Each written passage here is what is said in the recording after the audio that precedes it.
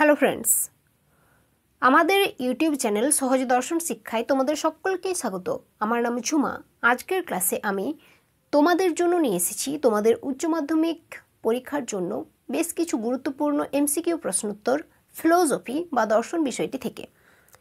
অবশ্যই ক্লাসটি শেষ পর্যন্ত দেখবে। আজকের যে প্রশ্নগুলো আমি তোমাদের জন্য নিয়ে এসেছি সেগুলো প্রত্যেকটাই তোমাদের পুরনো সালের প্রশ্নপত্র থেকে তোলা হয়েছে। কাজেই বুঝতেই পারছো যে ক্লাসটি ঠিক কতটা বেশি গুরুত্বপূর্ণ হতে চলেছে। শুরু করি। প্রথম প্রশ্ন, বিশেষ বিশেষ ঘটনার মাধ্যমে সামান্য নিয়মে উপনীত হওয়াই হলো আরোহ অনুমান, একথা কে বলেছেন? উত্তর হবে জয়েস।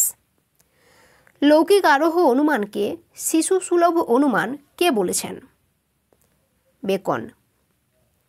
অবৈজ্ঞানিক আরোহ অনুমানের সিদ্ধান্তটি কোন প্রকার বচন? উত্তর হবে সামান্য বিশ্লেষক বচন। সাদৃশ্য কোন অনুমানের ভিত্তি? উত্তর হবে উপমা যুক্তি। পরিমাণের দিক থেকে কারণ ও কার্য সমান, একথা কে বলেছেন? উত্তর হবে কারভেথ রিড। ভেজা কাঠে অগ্নিসংযোগ ধূম সৃষ্টির কারণ, এখানে কারণ কথাটি যে অর্থে ব্যবহৃত হয়েছে তা হল পর্যাপ্ত আবশ্যিক শর্ত। শক্তির অবিনশ্বরতার সূত্রটি হল, উত্তর হবে কারণের পরিমাণগত লক্ষণ। অক্সিজেনের উপস্থিতি হল দহনের কারণ, এখানে কারণ কথাটি যে অর্থে ব্যবহৃত হয়েছে তা হল আবশ্যিক শর্ত।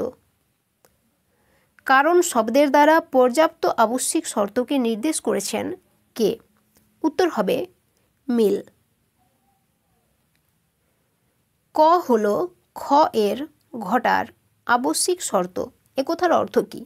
একথার অর্থ হচ্ছে যদি ক নয় তবে খ নয়। গুণের দিক থেকে কারণ হল কার্যের অব্যবহিত শর্তান্তরহীন অপরিবর্তনীয় অগ্রবর্তী ঘটনা, এবং পরিমাণের দিক থেকে কারণ হল কার্যের সমান, একথা কে বলেছেন? একথা বলেছেন কারভেথ রিড।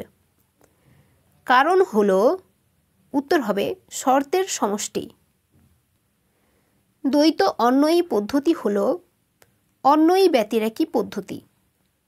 মিলের যে পদ্ধতি কার্যকারণকে সহাবস্থান থেকে পৃথক করতে পারে না সেটি হল অন্বয়ী পদ্ধতি। মিলের যে আরোহমূলক পদ্ধতিতে কেবল দুটি মাত্র দৃষ্টান্ত যাচাই করা হয় সেটি হল, উত্তর হবে ব্যতিরেকী পদ্ধতি। সো ফ্রেন্ডস, আজকের ক্লাসটি এখানেই শেষ। তোমার যদি ক্লাসটি ভালো লেগেছে তো অবশ্যই ক্লাসটিকে একটি লাইক দিও, চ্যানেলটিকে সাবস্ক্রাইব করে নিও, আর হ্যাঁ, তোমার যারা ফ্রেন্ডস রয়েছে তাদের সাথে অবশ্যই ভিডিওটি শেয়ার করো। থ্যাংক ইউ সো মাচ ক্লাসটি শেষ পর্যন্ত দেখার জন্য।